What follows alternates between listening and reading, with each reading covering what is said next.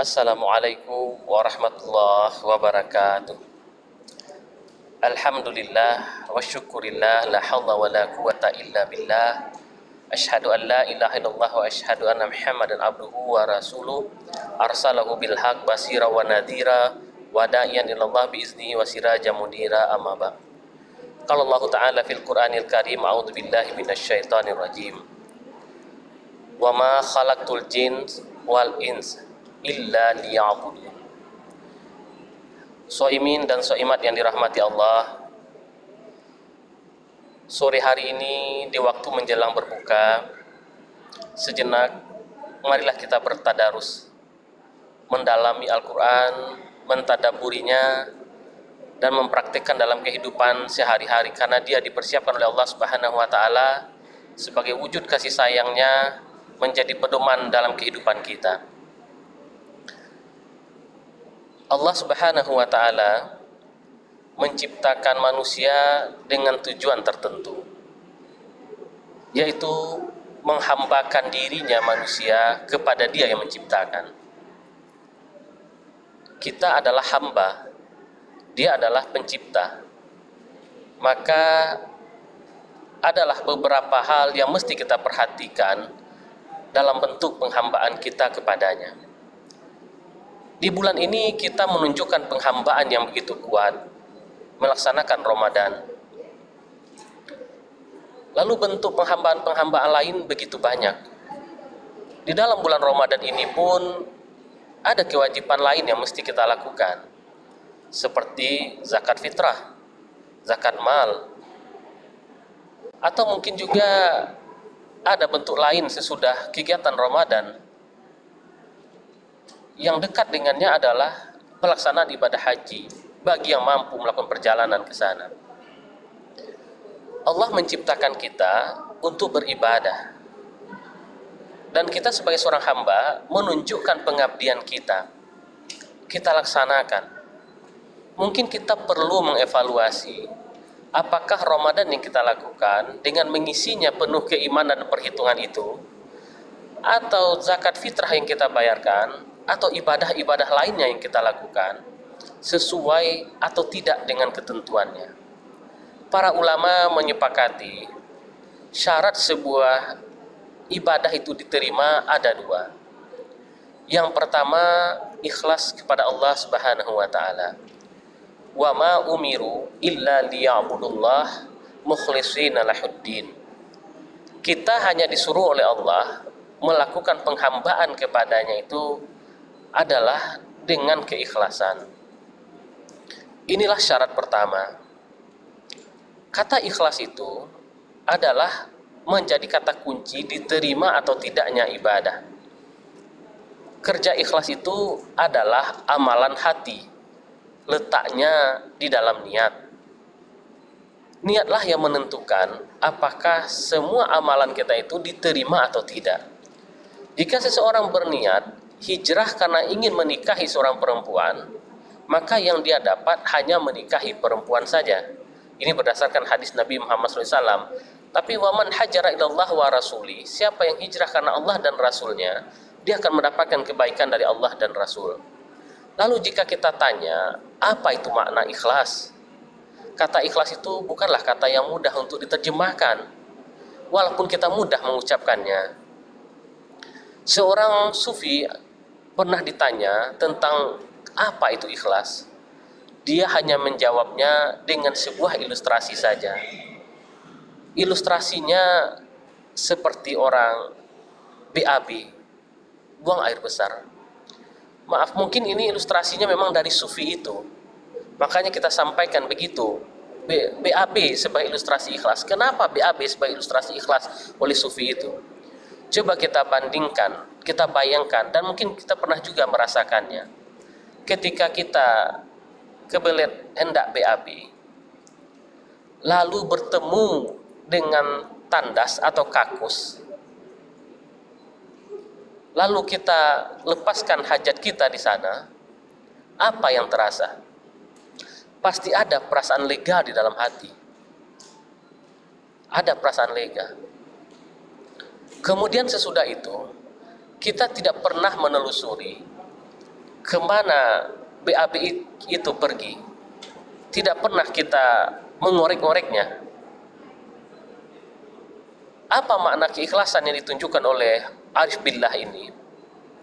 Seorang yang ikhlas itu, dia melakukan sesuatu tanpa ada nawaitu atau keinginan untuk mengungkit dan menyebutnya, dan ada perasaan lega sesudah melakukannya. Lalu ketika dia sudah melakukannya, ya seperti BAB, seolah-olah dia jijik terhadapnya. Maksud seolah-olah dia jijik itu ialah dia tidak pernah menyebut-nyebutnya lagi. Inilah syarat pertama dari sebuah ibadah, semata-mata tanpa ada embel apapun, kecuali hanya kepada Allah semata. Dan ini amalan yang berat, tapi bukan berarti tidak mungkin. Oleh karena itulah sebahagian pakar menyebutkan, kalau hanya mengandalkan ibadah saja, akan sulitlah kita mendapatkan surganya Allah. Kalau bukan karena kasih sayang Allah. Ini sesuai dengan hadis Nabi. Kasih sayang Allah lah yang mengantarkan kita untuk sampai kepada surganya Allah. Kalau ibadah, mungkin kita masih terselip unsur riya, unsur ingin dipuji dan sebagainya. Maka keikhlasan akan jauh dari kita. Soimin dan soimat yang dirahmati Allah, persyaratan kedua diterimanya ibadah adalah ittiba, mengikut. Siapa yang diikut? Ada pedoman. Pedoman kita siapa? Tentulah Rasulullah. Wa ma atahumur rasul fakhuzuhum wa ma nahakum anhu fantahu. Apa yang didatangkan oleh Rasul, ambil. Apa yang dilarang oleh Rasul, tinggalkan.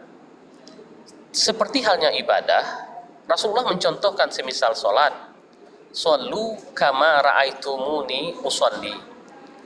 Sholatlah kalian sebagaimana kalian melihat aku sholat. Berarti ada patron, ada pedoman. Kalau sudah ada pedoman, rujukan kita sudah jelas. Lalu kalau diajukan pertanyaan, kenapa dalam masyarakat terdapat perbedaan dalam pelaksanaan ibadah-ibadah tertentu?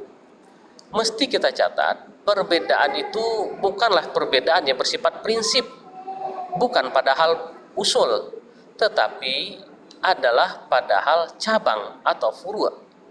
Dan bukanlah sesuatu yang menyalahi dan membatalkan sholat apabila itu terjadi perbedaan. Misalnya, menggerak-gerakkan jari telunjuk di saat tasyahud. Ini bukanlah sebuah kesalahan atau sebuah kekeliruan. Dan jangan saling menyalahkan karena faktor ini. Soimin dan soimat yang dirahmati Allah, berangkat dari persoalan ini, seorang mukmin harus bisa bertoleransi apabila dia berselisih atau berbeda dengan saudaranya dalam pelaksanaan ibadah, selama bukan hal yang bersifat prinsip dari ibadah itu, maka seyogyanya dan sepantasnya lah seorang muslim bertoleransi.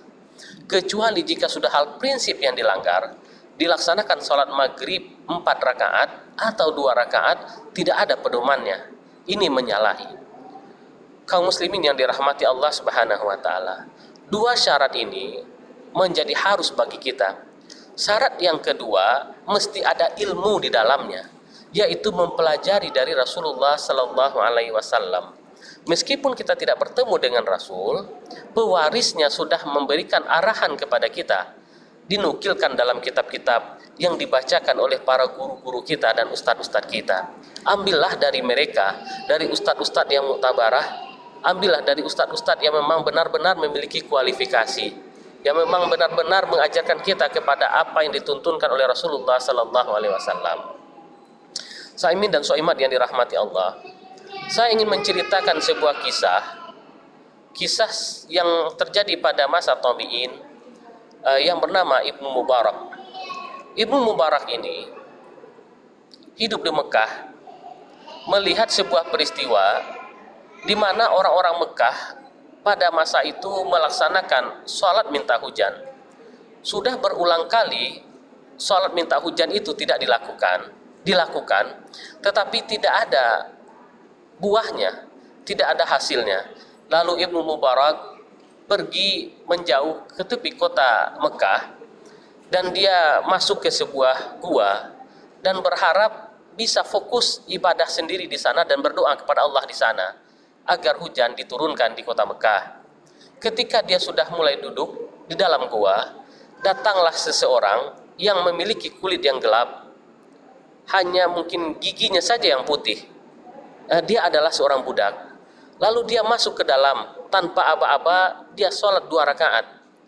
Selepas sholat 2 rakaat, dia sujud dengan membacakan doa kepada Allah Subhanahu wa Ta'ala.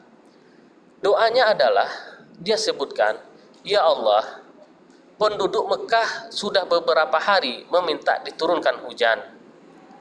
Perantaraan doa ini, aku bermohon kepadamu ya Allah, turunkanlah hujan.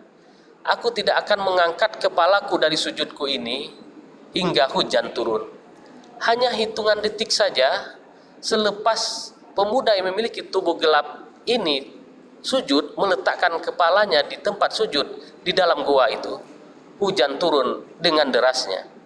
Sementara beberapa hari sebelumnya, kaum muslimin di kota Mekah sudah melaksanakan sholat minta hujan dan hujan tidak turun. Apa yang kita ingin lihatkan di sini? Ibadah yang dilakukan oleh seseorang tidak diketahui dari bentuk dan rupanya. Kita tidak tahu apakah ibadah yang kita lakukan benar-benar diterima oleh Allah Subhanahu wa Ta'ala. Hanya Allah yang mengetahui ibadah kita itu diterima atau tidak. Hanya Allah yang mengetahui. Oleh karenanya, sebagai seorang muslim, jangan pernah berbangga atas ibadah yang kita lakukan. Jangan berputus asa juga atas apa yang kita sudah kerjakan dari ibadah itu sendiri. Hanya Allah yang memberikan pandangan atas kelayakan ibadah yang kita lakukan. Kaum muslimin, shaimin dan shaimat yang dirahmati Allah, 2 syarat ibadah, ikhlas dan ittiba, adalah kata kunci. Setelah itu adalah rahasia Allah. Apakah ibadah itu akan memiliki pengaruh kepada kita atau tidak, adalah rahasia Allah. Allah punya hak atas apa yang kita lakukan. Kewajiban kita adalah menunjukkan pengabdian kita kepadanya. Tidak perlu memperhitungkan, saya sholat, lalu saya sudah dapat pahala. Saya berzakat, saya sudah dapat pahala. Tidak perlu bersikap demikian. Kalau kita ambil satu pelajaran kecil di daerah Jogja, di keraton, abdi dalam itu gajinya sangat minim. Tetapi karena mereka memiliki insting pengabdian kepada raja, mereka tidak memperhitungkan berapa gajinya. Tapi mereka melakukan pengabdian. Tapi yakinlah kita sebagai seorang muslim, Allah Maha Kaya. Allah Maha Kaya, Allah memberikan lebih dari apa yang diberikan oleh raja kepada abdi dalam. Bahkan kehidupan kematian kita pun berada di tangannya. Shaimin dan shaimat yang dirahmati Allah, kita tengah melaksanakan ibadah Ramadan. Keikhlasan hati kita dan berilmu tentangnya adalah sebagai bahagian syarat diterimanya ibadah Ramadan. Kita akan membayarkan zakat fitrah. Ikhlas kepadanya, berilmu tentang menunaikan zakat fitrah adalah syarat diterimanya ibadah. Amalan harian kita yang kita lakukan juga demikian. Semoga Allah Subhanahu wa Ta'ala menuntun kita untuk ikhlas melaksanakan ibadah dan bersemangat mencari ilmu tentang ibadah itu. Semoga Allah memaafkan kita semua atas kealfaan kita dari ibadah yang kita lakukan jika itu tersalah atau ilmu kita yang keliru dalam beribadah itu. Demikian saja tadarus kita pada sore hari ini. Semoga Allah Subhanahu wa Ta'ala merahmati kita. Billahi taufik wal hidayah. Assalamualaikum warahmatullahi wabarakatuh.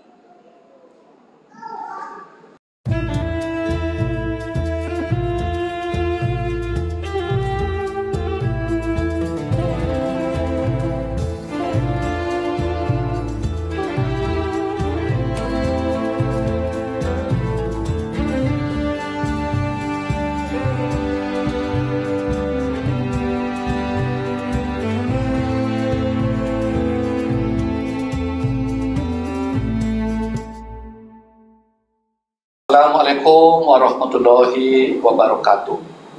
Saya Muslian Kasim, Rektor Universitas Baitur Rahmah, mengucapkan selamat menunaikan ibadah puasa bulan Ramadan 1442 Hijrah tahun ini. Mari kita jadikan pandemi COVID-19 ini untuk meningkatkan keimanan kita dan ketakwaan kita. Mudah-mudahan dengan berpuasa kita bisa meningkat imunitas kita sehingga kita bisa terbebas dari pandemi, sehingga kita bisa melakukan aktivitas seperti biasa. Selamat menunaikan ibadah puasa dan selamat berbuka bagi kita bersama-sama. Penerimaan mahasiswa baru Universitas Baitur Rahmah tahun akademik 2021-2022 menerima 5 fakultas dan 10 program studi terdiri dari S1 dan Profesi Kedokteran Umum, S1 dan Profesi Kedokteran Gigi, S1 Manajemen dan S1 Kewirausahaan, S1 Kesehatan Masyarakat, D3 Kebidanan, D3 Radiologi, D4 Keperawatan Anestesiologi, S1 Administrasi Rumah Sakit, S1 Farmasi Klinis, D3 Akademi Keperawatan. Untuk pendaftaran bisa kunjungi pmb.umroh.ac.id. Jangan lupa daftarkan diri ya agar menjadi bagian dari kita.